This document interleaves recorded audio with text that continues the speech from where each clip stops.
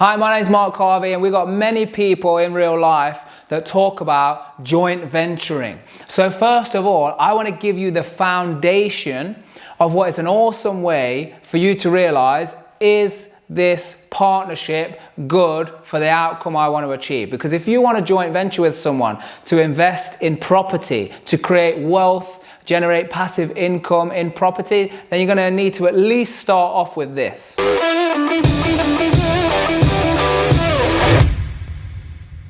So here's the first thing that you've got to do.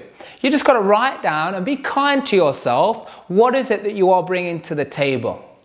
Because if you have the knowledge, or if you have the finance, you have the time, or you're willing to put in the effort to fulfill the project, then you need to know that that's what you're bringing to the table. The next thing is you need to realize that someone who is a suitable joint venture partner for you is going to be someone that has something that you don't, and then you have something that they don't.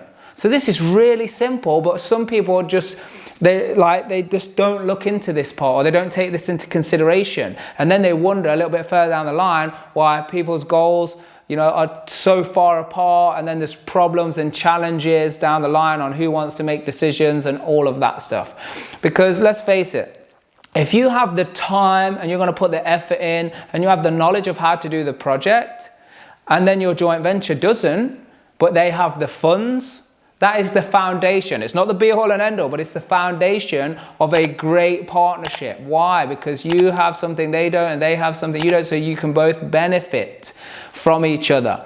So that is a great scenario.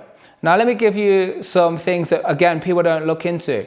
Joint venturing is great. Yeah, because I always said from the very beginning that I'd rather have 50% of 500 deals than 10 of my own deals.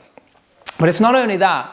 It's like you get connected with a whole bunch of other people. Because let's face it, the joint venture partner that is you now partner with, they also have connections, they have know-how, and they have a way of thinking. So you'll now have access to that too. But here's something that people don't look into, and that is that you just totally rely, just because let's say you're a JV partner with just the funds, but you don't have any time, and this person's putting all the time in.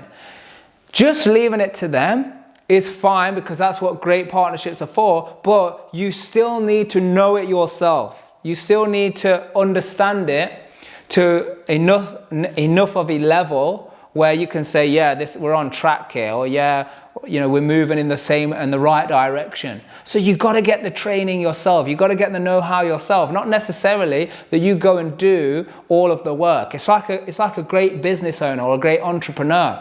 They know enough about all the parts of their business, but they don't necessarily go and do all those parts of the business. The experts come in and do the bookkeeping and the accounting and the marketing and all of that, but they still need to know enough about this to be able to bring it all together.